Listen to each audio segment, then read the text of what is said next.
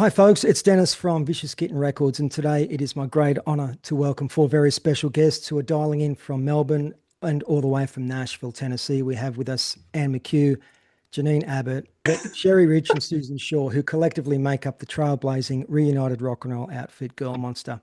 Welcome, everyone. It's exciting to chat with you all, and wonderful that we could do this. Hi, Thank Dennis. you. So the Great to be cat. here. Great. So the catalyst for our interview today is the release of your wonderful new album titled GRRRR. But what's so special about this album is that it's the result of the band reuniting after 30 plus years apart. So for me, an obvious place to start is the band's reformation. But to preface that, it was Sunday, 24th of January, 1993, 33 years ago, when Girl Monstar walked off the stage at the Melbourne Showgrounds for the final time after a 45-minute set at the second big day out. After the band split, you all go separate ways with no plans to revisit Girl Monstar, but fast forward to 2025 and Girl Monstar are back, which is incredibly exciting. It seems like the comeback happened quite organically and feels very, very natural, almost like it's meant to be. Yeah, we never really officially split up. We just took a break, and it ended up being 30 plus years break. And Janene, how did you reconnect with the band and what's it feel like to be back in Girl Monstar again? Well, after the big day out, went off to uni and then went to the Northern Territory for a number of years from Central Australia to Groote Island and Arnhem Land, and anyway, back in Melbourne. And I think Sue contacted me on Messenger just Yeah. asking, am I interested? Am I keen to play some music? And that's kind of where it all started for me, being back with the gang. But So yeah. you just bought a new bass guitar, getting back into music before Yeah, she found you. yeah. Great. So I mean, I had dragged a bass guitar all over the Northern Territory Oh, great. and various other guitars, but it was I just wanted to get back into it in a more serious way. So it all, yeah. Out of curiosity, post Girl Monster, did you join any other bands or? I was in a band in Geelong for a little while, played a couple of shows, Barwon Club and that. And then, kind of that came to an end and kind of moved on with other aspects of life, I guess. Okay. You Yeah. know, fans of Australian music may be familiar with Sherry Ann and Sue's backgrounds, but when and how did you first pick up the bass? Um, I guess like a lot of people, you have your high school kind of garage punk band with your friends. I think that's where it started. Okay. Yeah. Okay. And was that something you'd always been drawn to, or did it happen by chance picking up the Uh, bass guitar? I think my brother had an acoustic guitar Okay. when I was quite young, and I used to muck around on that. So I think that's where you know, I started Okay. playing Beatles songs in the caravan, that Okay. kind of thing. Now, there's been quite a few amazing interviews and positive press received since the album was released in January. To me, that's an indication of how fondly Girl Monster were remembered, I think, and how excited people are to hear that you're back with new music. That's got to be heartening for everyone. It's always good when people want to, listen to your music, I guess. Mm-hmm. Well, for me, it is pleasing to see the band's name out there again because I was always surprised that after the band's demise, apart from the occasional mention of Girl Monster in articles about Sherry and Anne, it seemed like the band was largely forgotten. So for me, this renewed recognition is long overdue and most welcome. So Sherry, back in 1992, and on a fan club questionnaire, you were asked your favorite Girl Monster song, to which you replied, "Those yet to be written," which in hindsight now seems quite prophetic. So Oh, who knew? Who knew? spooky. Now, the first two singles off the new album, Blue Cats with Green Eyes, and the follow up, Hate Train, which is a fantastic song to open the album, by the way. It's immediate and very much hooks the listener in. How did Hate Train come about? Um, so my sister-in-law, Ros Zimmerman, lives in Boston and she's a poet. And we were talking about protest songs. and that we need, now really is the time for artists to take action if they feel that that's what they're what they want to do. So she sent me a bunch of poems that she had written with her poetry group, an all-female poetry group, and from those lyrics, pieced together Hate Train. Okay. Just, emails back and forth. And I'd been mucking around with that riff that's kind of loosely inspired by These Boots Are Made for Walking. On my guitar. Yeah. And I thought that's a pretty cool riff. And then I recorded a little idea demo, and I think I sent it out to the girls, and the consensus was that was a good one to work on. It is. And Sue, what can you tell us about the wonderful yet slightly disturbing video for Hate Train? Look, when the idea was proposed, I thought it was fantastic. Love something creepy. It makes it very memorable. And it was really fun to put on the masks and kind of go anonymous as a creepy man for an evening out on the train. It was kind of good. We got some interesting reactions, and I think it came out really well. It did. Now, I must make mention of the striking cover art on the new album, which has generated a lot of positive comments. We can see that. The hand-drawn design of Griselda, I think she's called, is courtesy of Melbourne artist Neril Walker, and is absolutely incredible and suits the album and songs so well. I mean, if I saw that in a music store, I would pick it up just on the cover alone. So yeah, it's very strong. Yeah, it's good. Janene, do you know how that came about? I think you attended one of Neril's exhibits, if I'm not mistaken. Oh, we met up at an art show in Brunswick, and met Neril that night, and I think Sue might have known Neril previously. Yeah, I've been friends with Neril for quite a while. Yeah. Okay.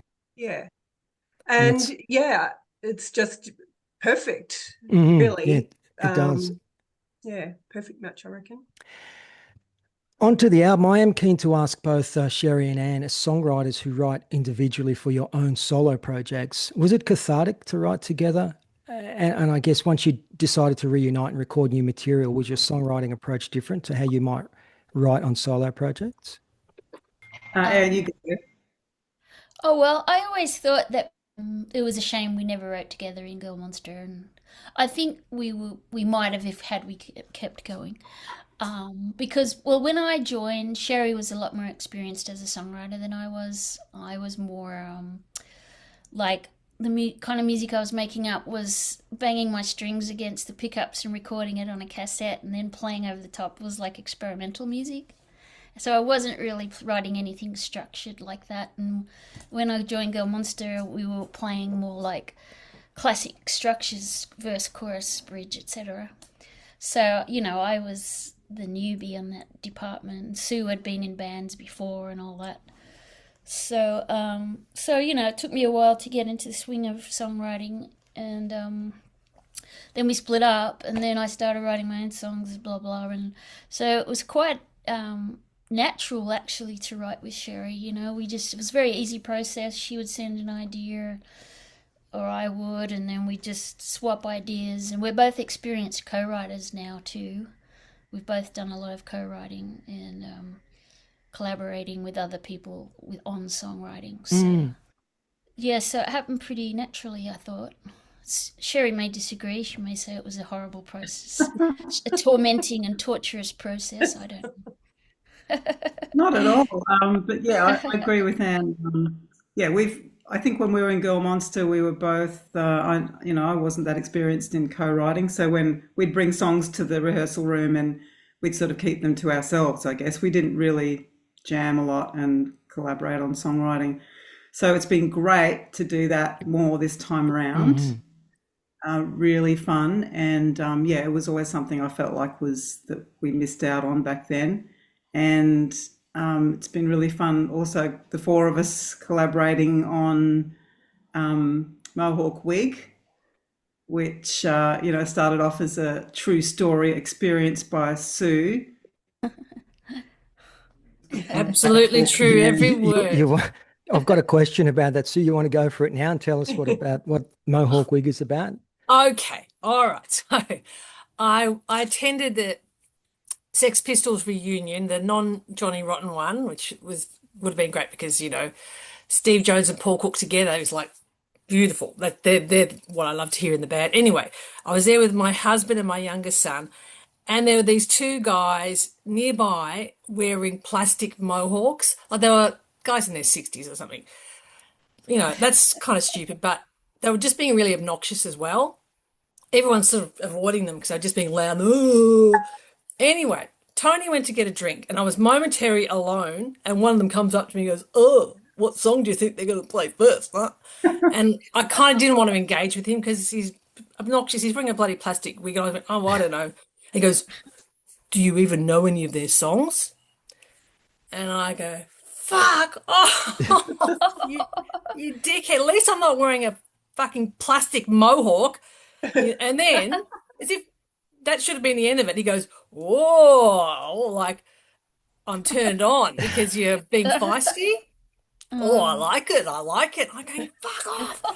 And he moved away, and I'm just sort of seething, thinking, right, I know what's going to happen. As soon as the music starts, everyone's going to start jumping up and down. It's going to be a bit chaotic. That's when I can get my revenge. So sure enough, I knew it. Started up, everyone's jumping. I jump over, grab this wig, throw it into the mosh pit, and for the rest of the night, it was like bouncing up and down, people putting it on. And I felt really good. And my son said, "Oh, in the mosh pit, how when people fall down or something, everyone picks them up." He goes, "Those two guys with the plastic wigs, no one was picking them up." When I read the story, I did make a note for this interview, and I just thought, besides being pathetic, that wearing a mohawk wig on so many levels, it isn't rebellion, it's just cosplay, isn't it? And obviously they have no clue of the rock and roll dues you've paid. But, anyway. No, but it's just like you can't be more of a dickhead in every way. That guy was just like, wow, he's it. Yeah. Interesting. It's a great story. Also, on a more sort of feminist political note, it's a shame that in 2026, women still don't, feel safe with going to live gigs and feel like they can't just be there and relax without being harassed. Absolutely. But this song is a protest song in that way also. Yeah.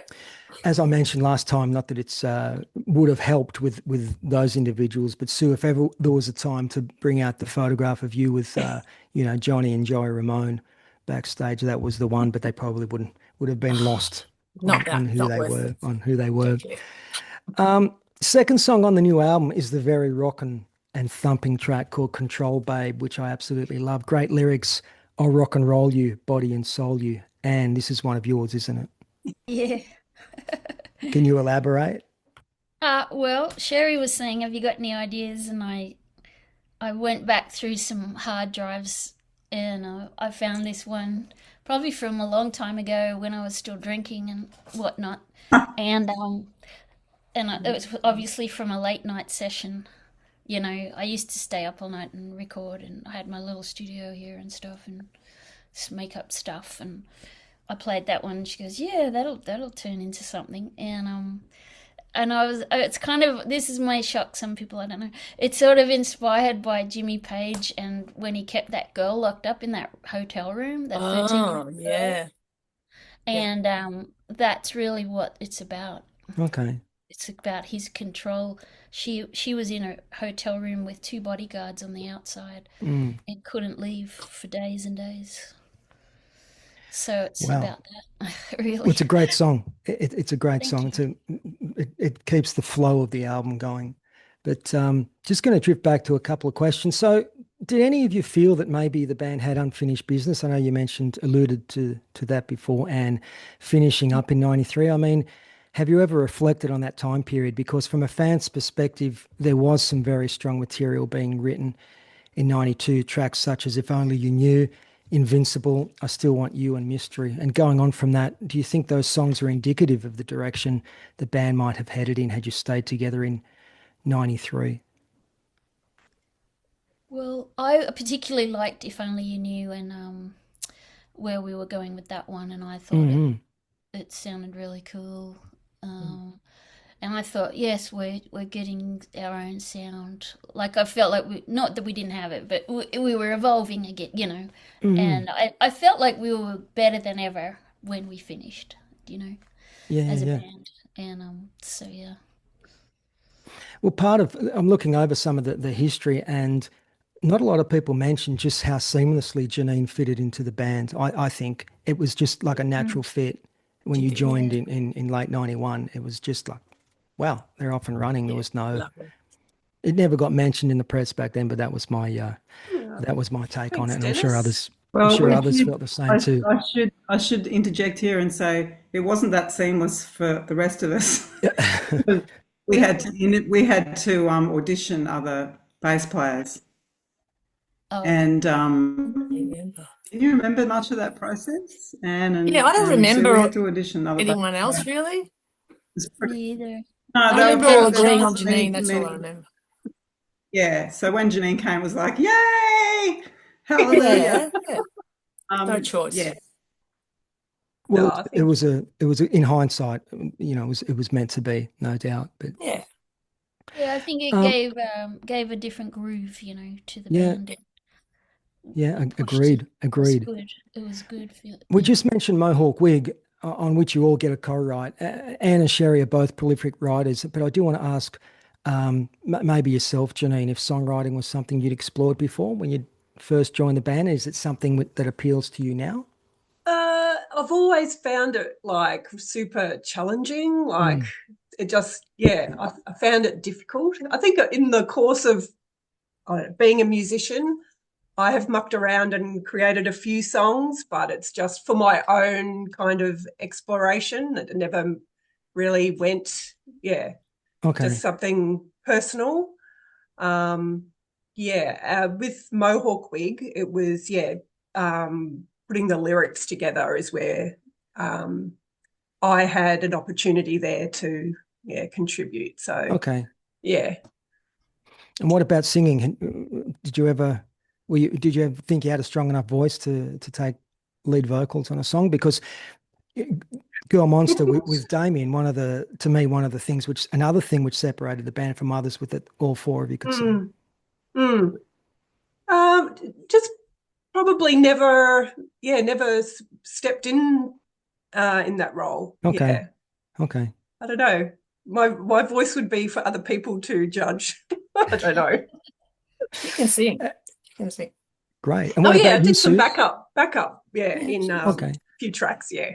Sue, I know you. I'm asking you, Sue, about co-writing songs or writing songs. You know, We Are the Wet Ones comes to mind, which you co-wrote. Yeah. Which is a fan, and No Good Boyo as well. That's right. I was 17. Yep. They still stand the test of time. Wow. Oh, yeah. So, do you enjoy that aspect of songwriting? Oh, look, when I was a teenager, it was like, oh, we're a band, we've got to get songs, so I'll just do it. But honestly, I much prefer just being a drummer, playing live. It's uncomplicated. It's like the creativity is selling the song in the moment. That's what I love the most. So I find it a bit torturous, thinking about reworking things and stuff. It's not my bag. Okay. It's great. Sherry, there's a song on here called Rats, They're Keeping You Up. Can you elaborate on that one? Well, it's a metaphor. Look, it's based on having rats in my ceiling of my house. Unfortunately, scratching, but it's also a metaphor for having, I've got a family member who has drug dependency issues, and they've been in and out of my house, and it's really, the song is very angry, and it's about those feelings. It's me processing those feelings of frustration of having somebody in the house that you love, but you hate them at the same time. Mm-hmm. That's very therapeutic that you can put it into a song. Yeah, for sure. Now, there is a wonderful song on the new album written by yourself, Anne, called Soul Position, which I encourage listeners to seek out. What instruments were played on that track? And is that a wah type keyboard that kicks in early in the song Uh, on Soul Position? yes. Well, let's see.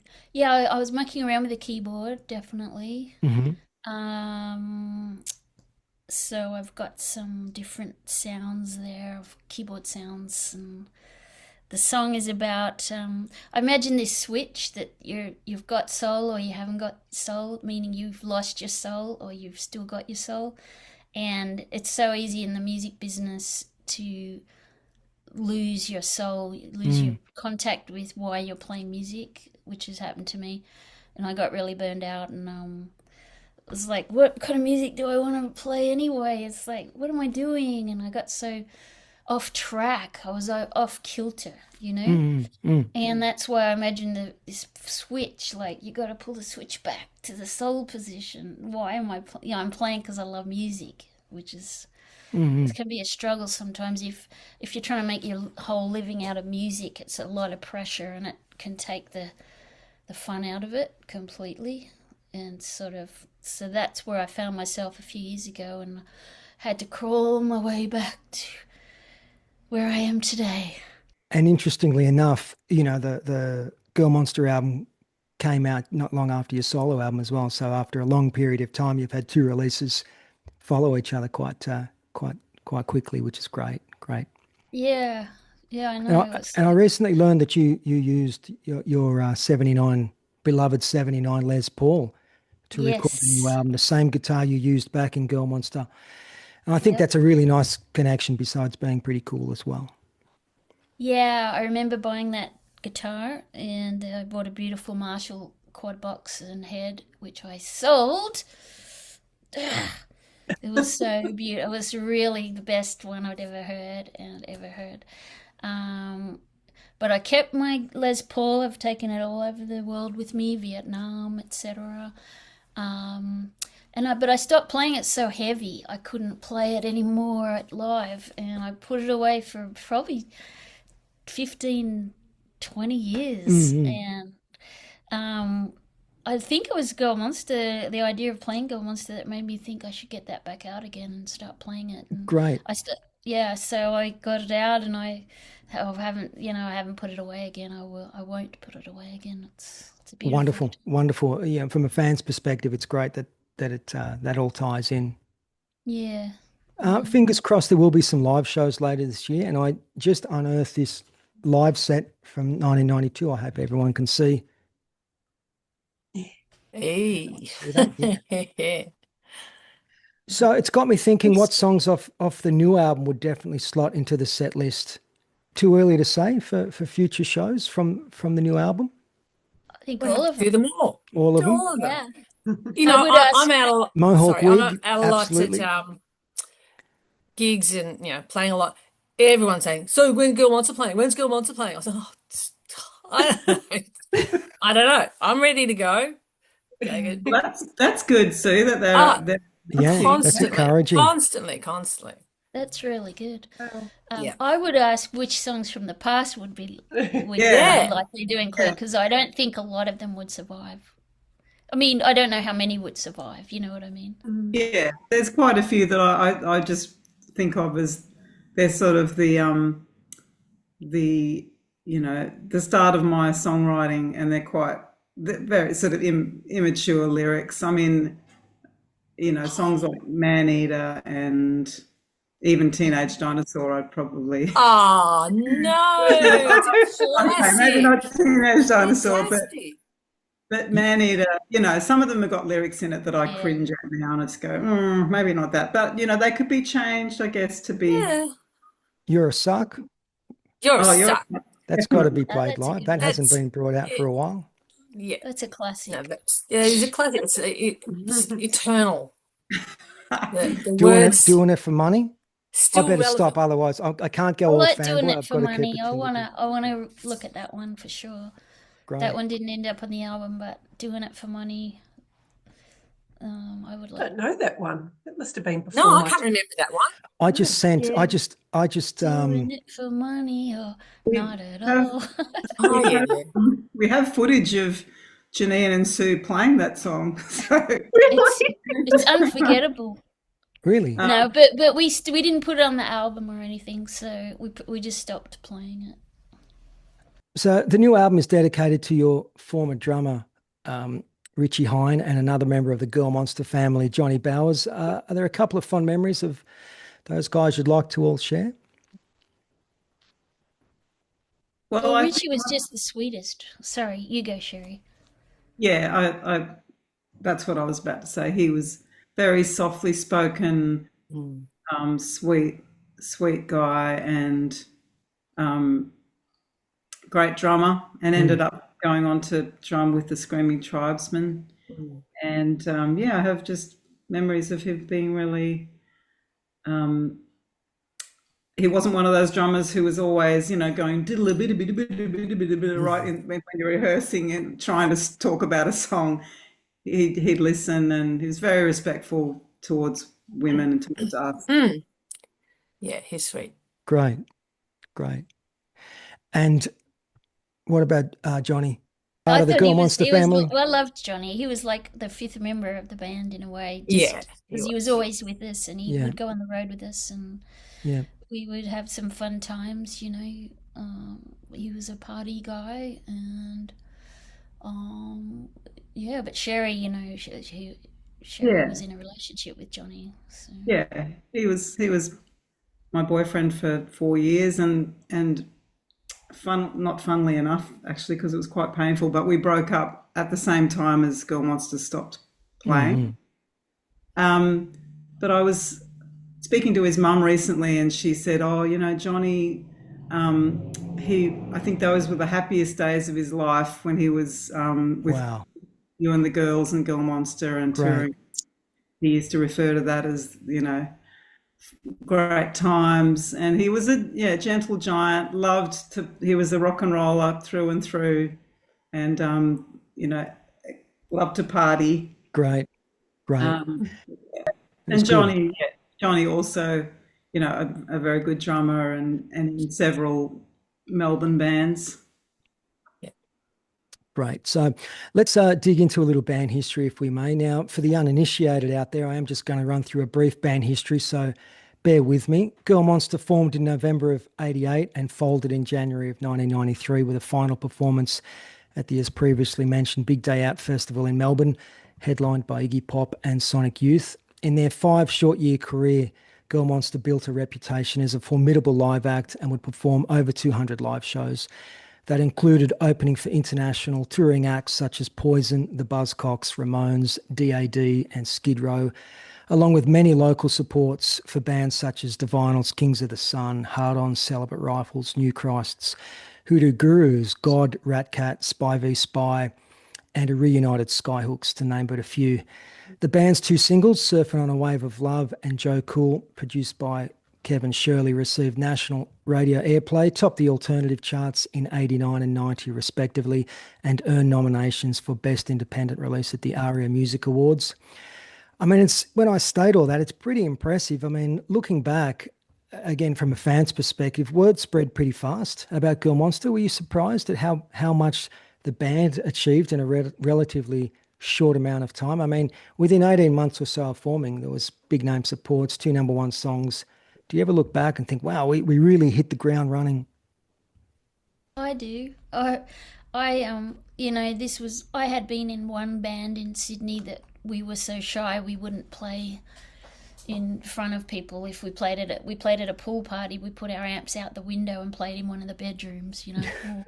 So this was the first real band I'd been in, and we recorded a 4-track cassette demo of You're a Suck at a friend's house and sent it to Triple R. It got played on the radio that weekend, and the next week we had a record deal and a gig. And I was Wow. like, Wow, this Wow. is amazing. Yeah. So that happened really quickly. The whole thing did. It was buoyant from the start, I Mm. guess. Hmm. What else was on that demo besides That was it. We only just did, just the one yeah, track? just do the Was there a one Hanoi track. Rocks cover? There was a song Don't You Ever Leave Me? Oh, somebody you sent should me. know. Actually, Richie Hines' sister sent me the cassettes. Saw that. Yeah. Yeah. So there's a song on it. So it was Yorosaka and something else called There was Feel. the You I don't Need even know Us. what is that? No, Oh, it you wasn't need Unita. us. Okay, We I'll have recorded to. I that think though, so. didn't I don't know. I'll have to have another look. There's a picture of it on the Instagram Mm, mm. page, and we? You anybody's watching this, need go to us. our Instagram and Need YouTube us. channels. Um, I too felt like, well, I guess I just expected it to. I knew that we were good, and Yeah, I don't think I was surprised when it happened like that because I just expected confident. I expect good things to happen. Mm. And especially when we got Sue, I remember how happy I was when Sue agreed to play drums with us. I remember being at the Prince of Wales, Sue, and standing behind you at the Prince of Wales. I've just got this vivid image and looking at Sue's hair from behind and then talking to her. And then I just remember then Sue saying, "Yeah, yeah, I'll play in your band." I was just like, "Oh my God, Sue's going to play." So I just knew that it was going to be great, and I knew we had good songs and we could play, and that we would get a little bit more attention because we're an all-female band. But I just expected, I just thought, oh yeah, this is good. It happened, just good things kept happening, Mm. But it and then wasn't just. I mean, there are other all-female bands. It wasn't just because you're an all-female band. There was great chemistry, amazing live act. As I said before, you could all sing great songs. I mean, so there was a Mm. lot going That's on there. right. Yeah, You know, we had it all happening. yeah. Sherry And also was a graphic artist, and her imagery was very compelling, Yeah. like for all the posters and the.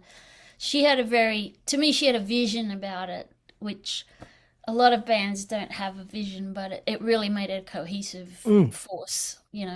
This is it. It's like this, and I think that helped a lot. Cherry's vision. that's timely, Anne. I can bring out this which I got sent some time ago. That's the Oh yeah, inner sleeve from the first single.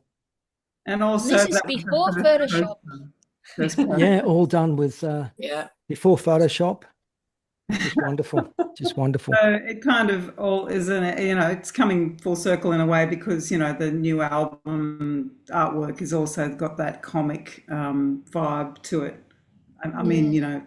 comic art. Mm. So when you think back, I just mentioned that all the achievements, but gigging over 200 shows, and I've checked some dates. Sometimes there were like several 3-night runs or more. For example, in Sydney, it could be the Cardoma Cafe on a Friday, North Wollongong the next night, then the Hopeton on the Sunday. Sometimes 2 gigs in a night. Or in Melbourne, Thursday at the Albion Charles Hotel, Friday at the club in Collingwood, and then Saturday night at the Sandown Park Hotel. I mean, all that gigging makes for a killer live band, right? Yeah. I mean, Remember that and time in Brisbane, Sue, we played 3 gigs one night? Not Like really. we went from here to here and to here, and you were Right. going, "Oh my God, my arms." Yeah, I remember because it's very hot in Brisbane. So I Yeah, had yeah, blisters and yeah, because of the that's right. slipperiness of the sticks and stuff.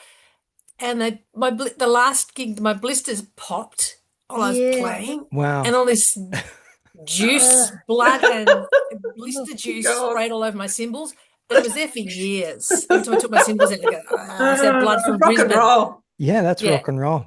Oh, yeah. It it's the can be hard best. work, but we're tough. But would But you we agree did that play a lot. We We did did yeah, play play a a it's lot. it makes you road hardened, right? Lots of Yeah. Australian bands who make it overseas, like Anne, when you start touring across the US, you're already road hardened, right? From all that Yeah. experience. The Aussies were known in those days for being wrote Absolutely. like playing a lot more than a lot of other bands from other countries. We had our pub scene, and but I remember oh, what was I going to say? I can't remember now. That's okay. And Sue, Sherry just asked you a question about joining Girl Monster. So I've always wondered how long after the demise of the Wet Ones, what's that time period before you join Girl Monster? When did they? I don't have a strong memory for dates and stuff, but I was doing other things. I played in other bands with some boys. So I was still playing. But no, I honestly don't remember how many. It was a couple of years. Okay. Yeah, a couple And of you'd years seen maybe. you'd seen the band at Carlton, hadn't you, at an early show?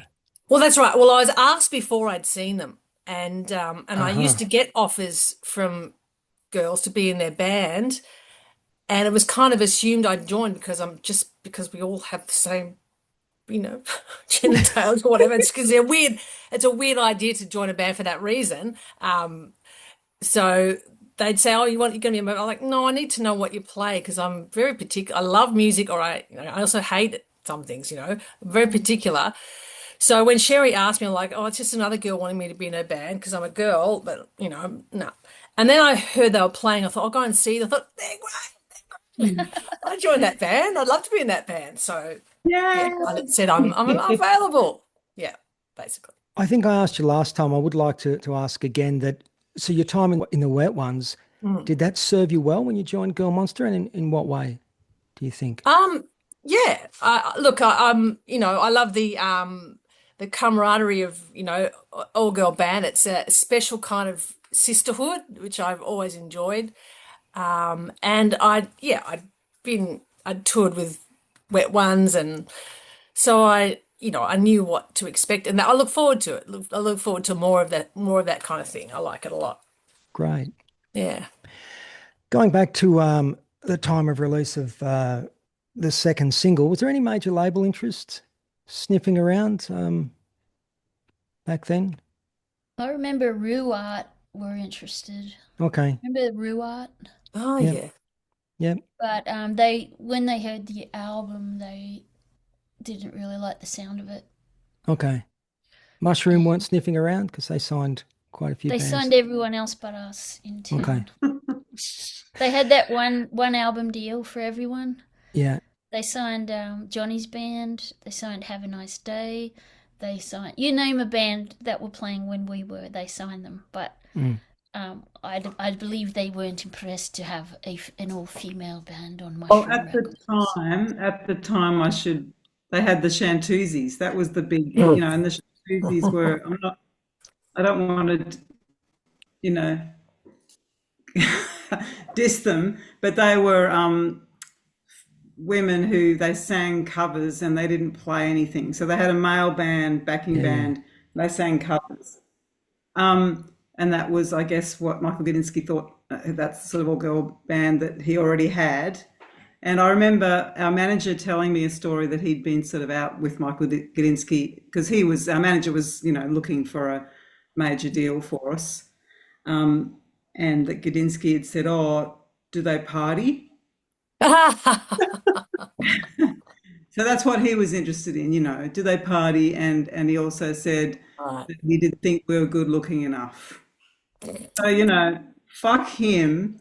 And if Yeah, I think that I was the way told, he operated his label, sure. then it wasn't the place for Yeah, us he anyway. missed out. No, He no, no. missed I out. think we were that's lucky His to loss. escape that, Yeah, honestly. Yeah. It I broke, think I because told, Mushroom broke a lot of our friends. It yeah. broke them, that's Yeah, true. ruined exactly. their careers, I Yep. reckon. Yeah, that's true. You're Left them right. owing money and stuff. Yeah. Yeah. Yeah, and or they, split up because of this and that. Um, in the middle, in the height of their success. Um, so I think we dodged a bullet there. But I looking back, I sort of feel like we were an independent band, and we should have just instead of sort of aiming to get a major label, that wasn't what we should have been doing. We should have been just being an independent band, and although it was these days, it's kind of everything's set up more to be an independent band successfully. Back then, it Yeah. wasn't really. Mm. And it's always good to have money, you know, big money behind you from a major label. But yeah. A lot of the other bands, like a lot of bands, would go to England and like London, like the Go Betweens or Nick Cave or whoever. I Or wonder, we LA. never thought about doing that, did we? Like going to another country. It never occurred to me. No. I read there was interest from that German label Normal. Was that Don't just know. newspaper? I don't No. remember that. We did get offered a tour to New Zealand. Can you remember Okay. that? Yeah, I remember that. Sue Yeah. and then Damien, our first bass player, said she wasn't going to do it, and that was kind of the start of splitting with her. Okay. In my yeah. So no, we didn't do any international touring. That may happen in the Phantom, future. Who knows? well, yeah, you Yeah. could come and play in Nashville. We could play in Sure. Nashville. I remember So, Phantom Records, which they had put out the Sunny Boys record, which I had bought when I was like 15, and I used to go to Phantom Record store because I'm from Sydney. When I was a kid, I'd ride in, go and look at all the records, and I was excited about that. But I think they wanted the publishing as well. okay. Okay. Remember? Yeah. Yeah, it wasn't a Interesting. It's interesting. I'm going to switch back while we're at that time period. The second single, Joe Cool, backed with Egomaniac. Sherry, when you were composing Joe Cool, were you aware, as it was being penned, that it had something kind of special? I mean, a song that would resonate with a lot of people. Did you feel any pressure after, the success of Surfing? No, I don't remember feeling pressure ever in Girl Monster or any of Okay. my. I don't really work that way. Okay. So the song came quite Like, naturally. I've got to write a hit. Yeah. I was writing a lot at that time, and that was sort of inspired by, a lot of different music I was listening to. Hanoi Rocks and that Yeah. sort of LA glam rock, or they were Finnish glam rock, but it was like an amalgamation of all the stuff that I was listening to. Okay. Yeah. And Anne, the B-side, your first appearance with Egomaniac. Do you Yeah. remember when you came up with that riff, very infectious riff, which anyone who saw Girl Monster live would stick in their head in the nicest way possible? Do you remember how that riff came for Egomaniac? Yes. Okay. It's a very Beatles. It's a variation on a Beatles riff. Okay. And so yeah, I love those Beatles songs from that where they weren't on any albums. They were all singles. I'm trying to think of one, Day Tripper and Ticket to Ride. Hmm. There were a lot of songs with these cool, incredible riffs. So I was trying to write a song like that. Okay. Yeah. A couple more questions about the past, and then I'll get back to the present. But the debut album on Stereo Delicio finally comes out in 1992. I haven't got my props here. There we go. Featuring many of the band's well-known songs, but didn't really capture the band's powerful live sound, in my opinion, which was such a key ingredient to Girl Monster's appeal. With all that you've done since that release, how do you look back on Stereo Delicio? And do you think if one day, you may be able to remix and remaster it? Yeah, I feel like it was a pretty disappointing experience for all of us. It took a long time. The producer we really wanted to work with wasn't available. So I remember interviewing producers for it, and we chose the wrong person. It was pretty excruciating recording It it. was excruciating. Okay. Yeah. And it actually made me dislike the recording studio for quite a few Yeah. years after Okay. that. Me too. It was pretty traumatic, actually. And Hated it. then when it finally came out, we didn't like the sound of it, but we just had to live with it. Here's a Yeah. photograph from that time period, which I hope you all can see. This is the launch of Oh, that's me outside All Go-Go Records. yeah. Jerry and Ann had gone in and decked out the window. Yes, I remember that. It's all gone. But I The still bill- think the- there's some good moments on the album Oh, for there sure. are, definitely. Yeah. Definitely. It would be And there great was if a we could remix it somehow. there was a video single as well, or a video released, Higher Than High. Janene, you were there for that. What are your memories of Yes. filming Higher Than High? Yeah, well, that was interesting experience because we lugged all our stuff all the way up to the top of the Grand Hyatt Hotel in Melbourne, Great. only to have something went wrong and we had to lug all our stuff back down and go again the next night, I believe. Is that about something broke? A camera or something? Yeah. Anyway. So it was filmed over like 2 or 3 days, was it? Yeah, so part of it was on the top of the hotel, and then the other part, is it up in Heidelberg? I think we drove up there. In the The bush. other part was in a swamp.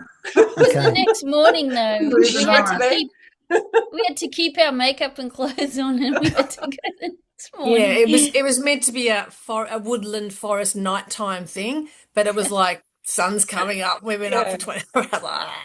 Yeah, it wasn't quite. I think it turned out good. Like, Looks I really great. like it. It looks great. It looks great. But you're Yeah. hovering over the edge of the building there in some shots of that. Yeah. Right? Yeah, they had this big cherry picker that went over the Wow. very dangerous and illegal. All for rock and roll. Yeah. So I've got a couple of questions. This one's for all of you. You'd played Sydney quite a few times. What were some of your favourite venues? And is it safe to say that the Hopetoun Hotel, the long gone Hopetoun Hotel, became a home away from home? Yeah, good on Yeah. that, didn't it? Yeah. They were fun gigs, weren't they? The Hopetoun. Yeah, I wish we could play there again. yeah. Sherry, you'd played the Hopetoun with your former band Cactus Fever in 85, hadn't you? Yeah, it's a legendary Yeah. venue. It's still Yeah. going, or is it a fern bar now? It's nothing. It's No, it's boarded up. not. It's boarded up. Yeah. There was that one. There was like the Lansdowne, and The I Arndale. remember doing some good tours with the Hard-Ons and Rat Cat around there in Yeah. Sydney. And there was one venue we played where there was a bomb threat in the middle of our set. That's right. Remember that, girls? I Yeah, remember somebody we were all out on the street. saying, "Stop! You got to stop Yes. right now!" And there's been a bomb threat.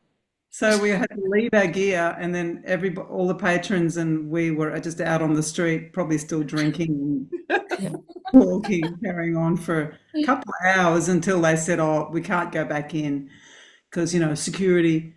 And then we came back the next morning and some of our stuff had been stolen. Can you remember that? Wow. Yeah. That must have been Wollongong then.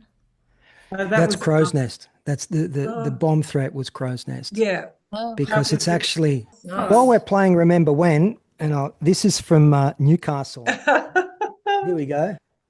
On a Sunday night. Sunday night, Newcastle. So don't know if that rings any bells. Yeah. I just found that one. So Those pants that Janene wore on Yeah, stage. Janine's famous pants, yeah. My favorite pants. oh yeah, they were good. So I guess we should start to finish up. But looking back on your time in Girl Monstar in the late 80s and early 90s, what are you most proud of? I'll ask each of you that. And did that chapter shape you, I guess, as musicians and as people? Start with Sherry up there. Top What am I most proud of? Well, I'm proud of our musical output.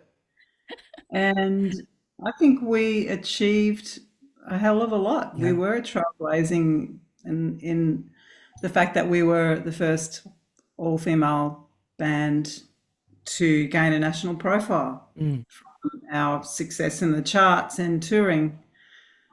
So that's what I'm most proud of. And also the relationships I've formed with these girls, that enduring, and that's the beautiful thing. Great.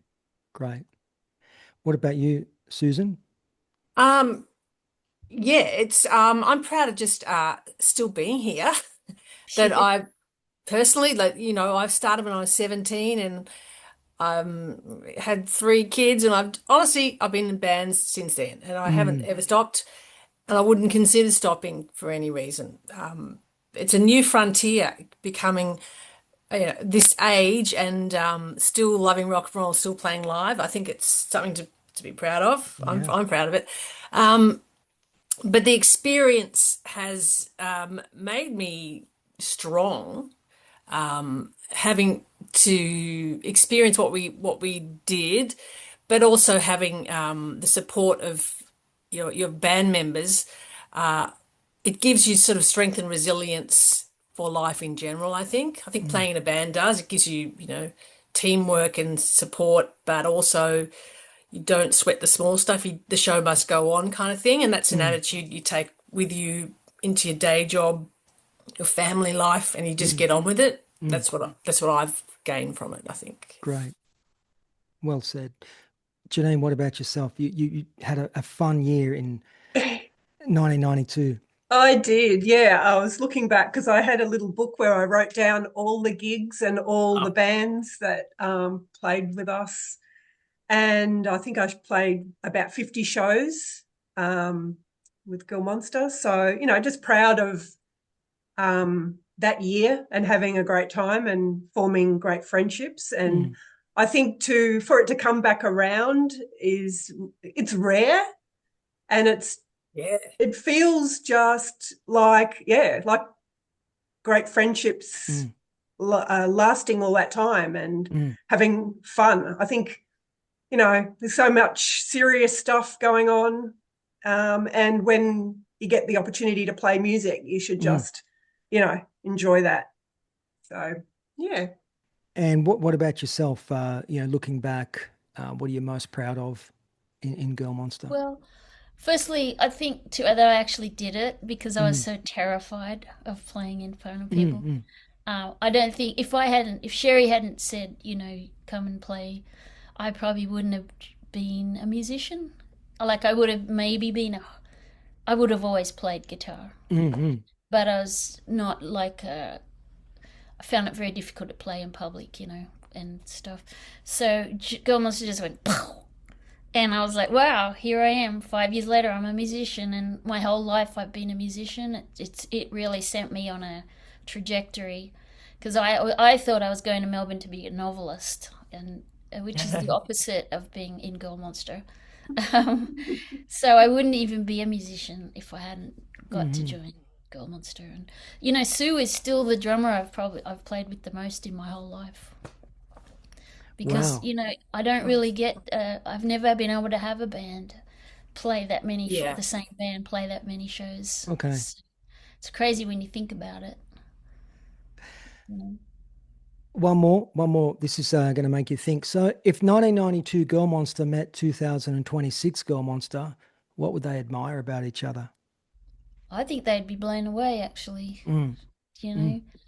I would have been. I think the album we made is really fantastic. The songs, the playing, the fact that we're still a very natural connection, even though all the different experiences we've gone through.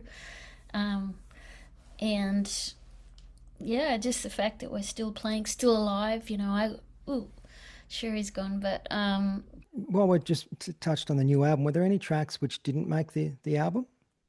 Possibly that they'll be everything. Yeah, I mean nothing that was recorded. Well, actually, you did a version of "You're a Suck," which I haven't heard yet. So. Okay, maybe that will see the light of day, in some form, maybe a video or something. And Sherry, Janene, and Susan, we'd better wrap this up. But in closing, may I reiterate again how exciting it is that Girl Monstar are back, reignited and reunited, roaring back with GRRRR, a defiant 10-track rock and roll powerhouse, which I encourage everyone watching this interview to hunt down because it really is something quite special. So a big congratulations to you all on the new album. It's absolutely fantastic. Thanks, Dennis. Yes, but Dennis, you really need to say GRRRR with more. I know. Come on, try again. Do it again. And Sherry, now I'm laughing now. You can't. Girlmonster.bandcamp.com. That is the place you can head to purchase the album. And if you wish to contact the band, Girl Monstar Facebook and Instagram pages as well. And I will put links to those pages in the show notes. Thank you all very much for your time today, and good luck with the new album and the year ahead. Fingers crossed for some live shows as well. Yeah. Thanks, Dennis. Thank you. Thank you.